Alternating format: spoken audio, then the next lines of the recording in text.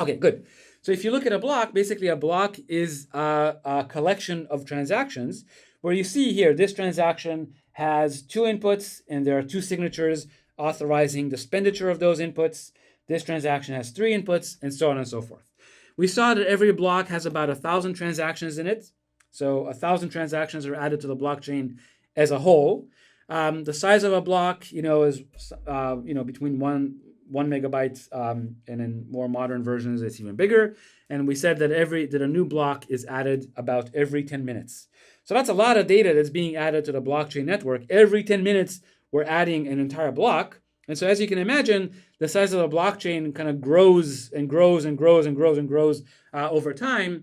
And in fact, if you look at it, at its growth, its growth is linear over time. We're adding a fixed amount every 10 minutes. And when I looked last in September 2018, the size of the blockchain was already 182 gigabytes, the entire blockchain.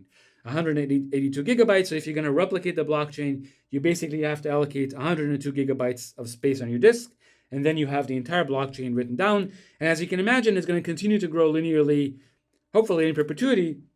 And that basically will allow people to continue sending funds to one another using Bitcoins that they currently own. Okay, so the interesting properties of these currencies, which is kind of fascinating, is again, no one can take your crypto assets. The only way that Bitcoin or crypto assets in general can be spent or transferred is by issuing a digital signature on the transaction authorizing the expenditure or transfer of those funds. If someone doesn't have your secret key, they cannot spend funds on your behalf. So the only way someone can take your funds is if you give them your secret key or if you give them a signature that allows them to spend funds on your behalf. Yeah, so that's kind of reassuring in that, again, if once you own a certain crypto asset, no one can take it away from you unless you give them the secret key.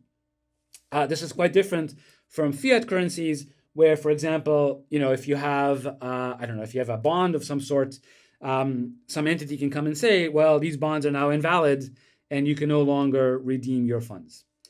However, the other property is we have this liveness property, which says basically no one can prevent you from spending your funds. Yeah. So liveness means that the system will never get stuck, and that in fact no one can prevent honest users from posting new transactions to the blockchain. So even if someone doesn't want you to post transactions to the blockchain, you can always find a miner that will help you post transactions. You can even potentially try to post transactions yourself. So in principle, in the design of the system, no one can prevent you from spending your own funds. And finally, the blockchain, it's important to remember that the blockchain is completely public. Not only is it public, it's replicated across many, many, many users.